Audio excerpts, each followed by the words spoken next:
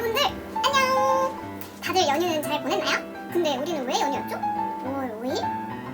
어린날이었죠? 맛있는 것도 먹고 선물 받은 친구들도 있을 테고. 자, 그런데 5월 5일이 어린이날이었다면 5월 8일은 무슨 날일까요? 바로 어버이날이에요. 어버이날은 어머니, 아버지한테 감사하고 할머니, 할아버지, 어른들 공손하게 모시는 그런 날이라고 합니다. 엄마, 아빠한테 감사해야 된다? 당연한 일이죠. 하지만 왜? 어떻게 감사를 해야 하는 걸까요?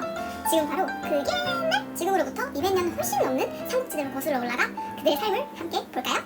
고고!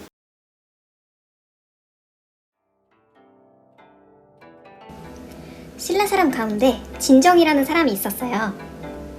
진정은 군인이었는데 집이 너무 가난해서 결혼도 못하고 있었죠.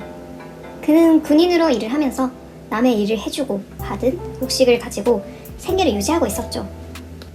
그런데 그는 혼자가 아니었어요. 홀로 된 어머니를 모시고 살았죠. 어느 날 어떤 승려가 절을 짓는 데 필요한 새를 구하려고 집을 찾아왔어요. 이때 어머니는 집에 있는 유일한 솥을 승려에게 전달하죠. 사실 집에 있는 것이라곤 솥뿐인데 말이죠. 어머니가 이 사실을 아들 진정에게 전하는데 어머니의 걱정과는 달리 그는 어머니를 칭찬하고 기뻐했어요. 어머니가 부처님의 일을 위해 한 일이었으니까요. 그런데 진정에게는 하고 싶은 일이 있었죠. 군대에 있으면서도 그는 의상법사라는 이름 높은 스님 밑에서 배움을 얻고 싶어 했어요. 어머니, 제가 어머니에게 효도를 다하면 꼭 의상법사에게 가서 불도를 배울 거예요. 이를 들은 어머니는 아들, 인생은 짧아. 그리고 사람의 인연이라는 게 쉬운 게 아니오. 어서 너의 뜻대로 하게. 난 죽기 전에 너가 너의 뜻을 이루었다는 소리를 듣는 게 소원이네.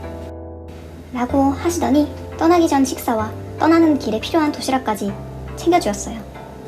그러나 이때 집에는 쌀이 많이 없었어요. 그런데 어머니는 남은 쌀을 모두 아들을 위해 쓴 것이었죠. 진정의 마음은 찢어지게 아팠죠.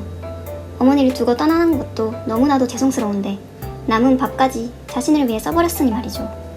하지만 어머니는 고민하는 아들을 끝까지 응원해 주었고 진정은 마음 아파하면서도 떠날 수 있었죠. 하지만 결국 진정이 의상법사가 있는 산으로 들어간 지 3년 만에 어머니가 돌아가셨다는 소식을 듣게 되죠. 이후 진정의 꿈에 나타난 어머니는 이렇게 말을 했어요. 나는 벌써 하늘에서 환생했네.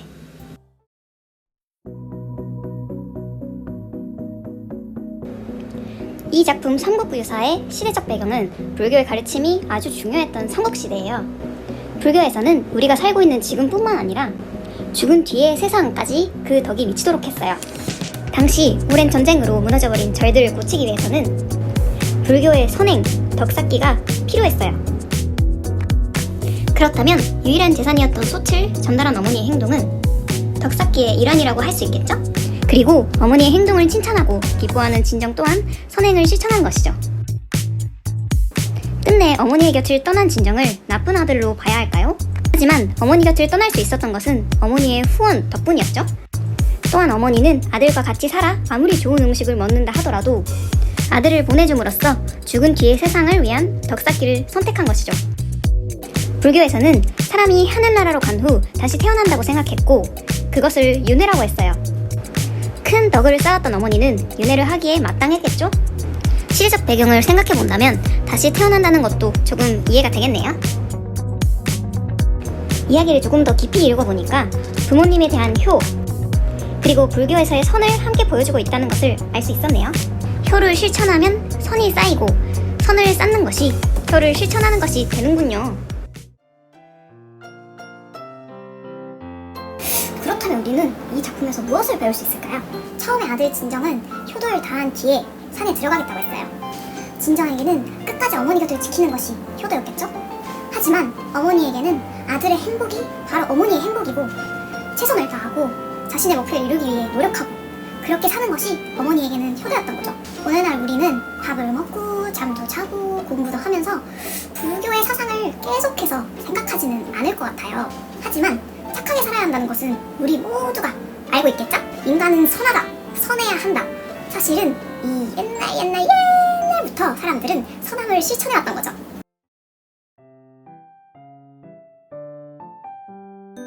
자, 그렇다면 어린이 친구들, 여러분은 어버이날 어머니, 아버지께 어떤 얘기를 하고 싶나요? 어버이날도 너무나 중요하지만 평소부터 감사한 마음을 잘 표현하고 항상 최선을 다하는 모습을 보여드리는 게 보다 큰 선물이 될 수도 있어요. 그렇다면 다들 행복한 어버이날 되세요.